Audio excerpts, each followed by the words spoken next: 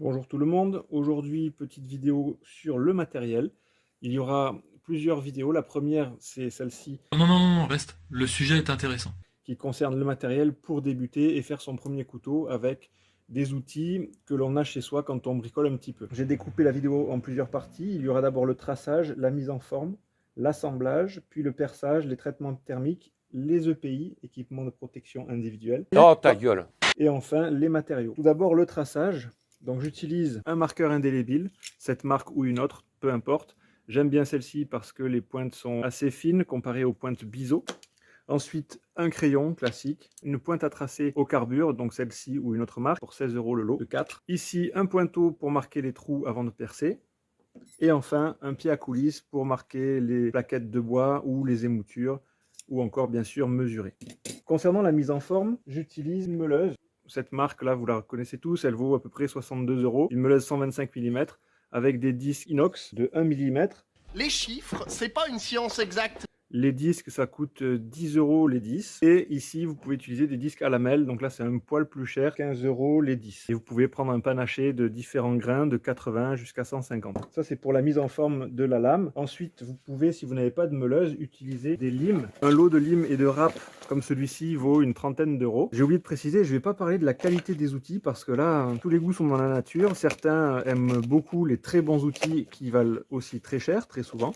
D'autres vont se satisfaire d'outils moins bons. Ce que je peux dire de mon expérience, c'est qu'un bon outil va coûter plus de sous, mais il va économiser de l'énergie et du temps. Donc ça, ce sont des limes très bas de gamme que j'ai acheté il y a très longtemps quand j'ai débuté et elles me vont très bien pour l'instant. Mais c'est de la merde! Alors il faut savoir que je m'en sers pas souvent pour faire des couteaux puisque j'utilise un backstand, mais pour une première lame, une trentaine d'euros et vous avez des râpes pour le bois, des limes de différentes sortes pour les émoutures ou encore les guillochages. Concernant toujours la mise en forme, il vous faudra du papier à poncer, un lot de papier pour le bois et un lot pour le métal, avec différents grains suivant la finition que vous voudrez. Et il vous faudra aussi des serre-joints qui vous seront utiles pour maintenir le morceau de métal lorsque vous allez le découper. On va parler de l'assemblage maintenant. Donc j'ai choisi de parler d'assemblage simple, donc il n'y aura pas de vis, du coup pas de taraudage à faire, et ça sera simplement dérivé. Je ne parle pas de collage non plus, auquel cas il faudra ajouter de la colle époxy.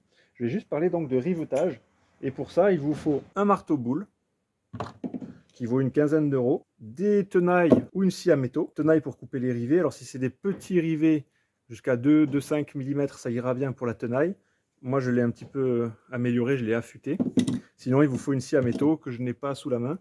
Mais bon, vous voyez ce que c'est. Et enfin, un chasse-goupille, parce que quand on fait des essais à blanc, on met le manche sur la soie du couteau, on l'enlève, etc. Et parfois, les rivets sont difficiles à enlever. Donc, chasse-goupille, très important. Au bon diamètre, ici, c'est du 1,5. On va parler du perçage. Donc vous avez le choix entre perceuse à colonne ou petite visseuse ou ce que vous avez sous la main. Donc moi j'ai la visseuse bien connue de la marque Bleu. Et concernant les forets, j'utilise au choix du 2 mm, du 2,4 pour les rivets. Ça peut être aussi du 2,5 si jamais vous voulez tarauder pour du filetage M3, donc il faut percer en 2,5. Et enfin du 3 mm si vous voulez des axes un peu plus costauds en 3 ou des rivets plus costauds en 3. Et il y en a un autre, c'est si jamais vous voulez mettre des vis et les faire noyer dans le manche, moi j'utilise un foret de 6 pour les vis M3. Toujours dans le perçage, il vous faudra de l'huile pour bien lubrifier. J'adore quand tu dis ça, j'adore! Et ne pas flamber vos mèches. On va passer au traitement thermique. Donc là, je ne vous parle pas de trucs super précis.